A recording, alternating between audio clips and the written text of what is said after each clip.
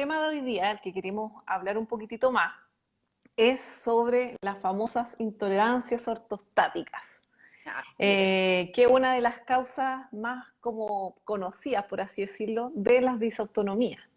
Claro. Bueno, y recordar para las personas que, si es que no saben que se están integrando, la disautonomía es un trastorno del sistema nervioso autónomo que se encarga de controlar, entre comillas, las respuestas involuntarias automáticas del cuerpo, como es la presión arterial, la temperatura, la frecuencia respiratoria, entre otras cosas.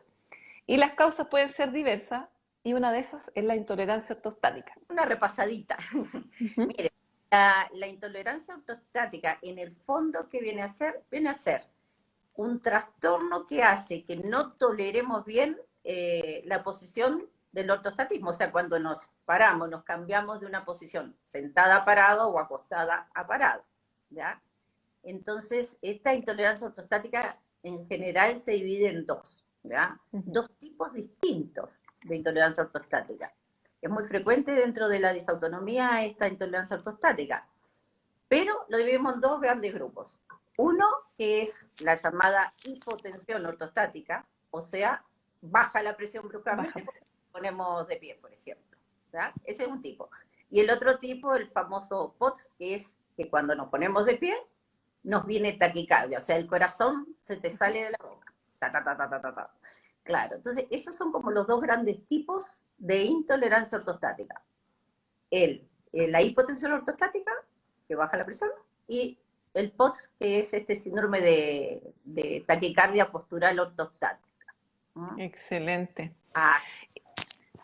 Y ya tenemos entonces lo que significa y las dos grandes clasificaciones, porque ya, y ahora por ejemplo, en términos de cómo una persona, o qué exámenes, por ejemplo, serían como los de rutina que se harían para llegar al diagnóstico en el fondo. Mira, en general, lo que siempre yo les digo, primero que nada, cuando tú vas a ver a la paciente o al paciente, digo en general porque es mucho más común en las mujeres que en los hombres, pero bueno, en los Ujú, pacientes, sí. primero que nada, la historia clínica es riquísima. ¿Eso qué significa la historia clínica? Lo que te cuenta el paciente. O Mm. sea, por los síntomas que viene.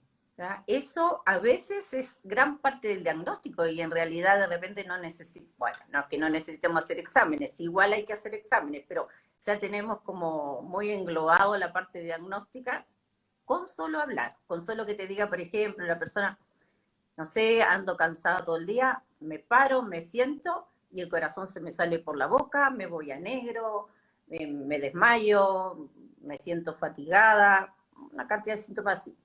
Entonces, ¿qué es Ujú. lo que pasa?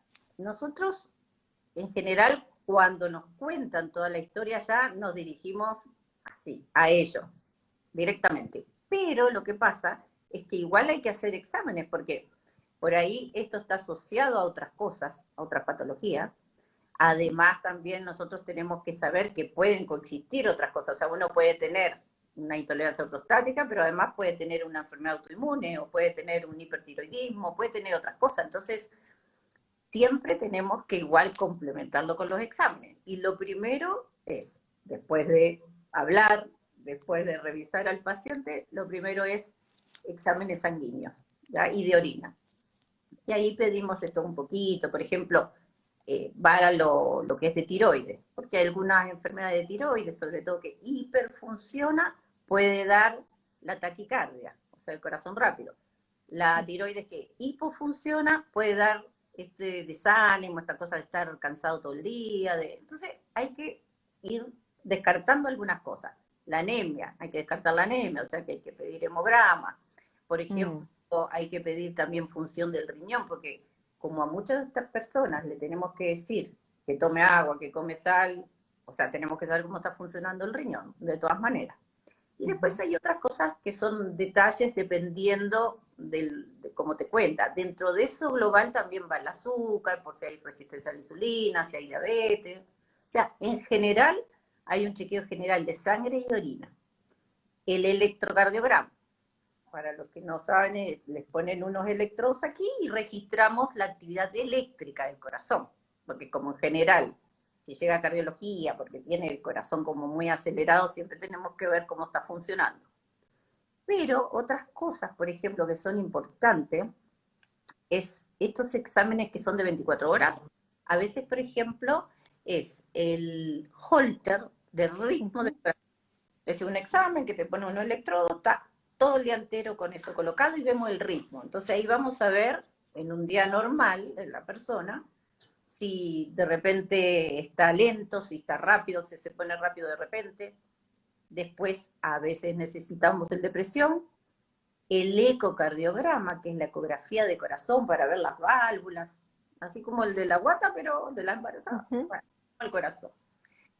Y después de todo esto, hay una seguidilla de exámenes que los podemos hacer si es que en realidad esto lo amerita, y es el famoso temido TIL test. TIL test.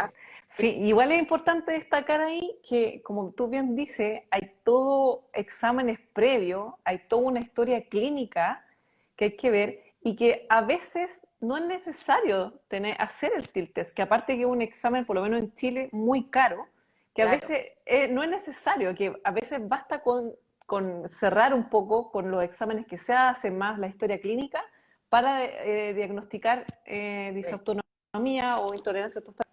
Claro. Sí, fíjate que, por ejemplo, si la persona te dice, no sé, visité a tal y cual médico, y si trabajamos en algún centro de salud que tú tienes ya las fichas de otros médicos y te fijas siempre en la presión baja, baja, baja.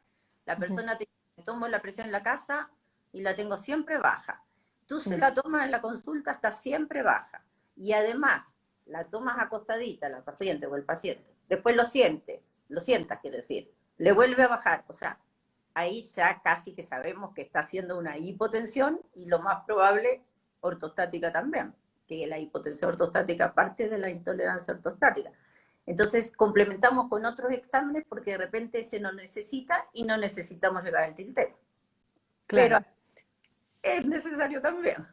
Sí, a veces yo creo que sí. Bueno, y claramente por un tema quizás más adelante, en términos de estadísticas de salud, en términos para concretar, quizás el TIL test en un futuro va a ser como la forma diagnóstica para tener una estadística también de personas con disautonomía de este tipo. Todavía la cosa está en pañales en Chile, pero ese probablemente sea una vía para después recopilar datos epidemiológicos, etcétera.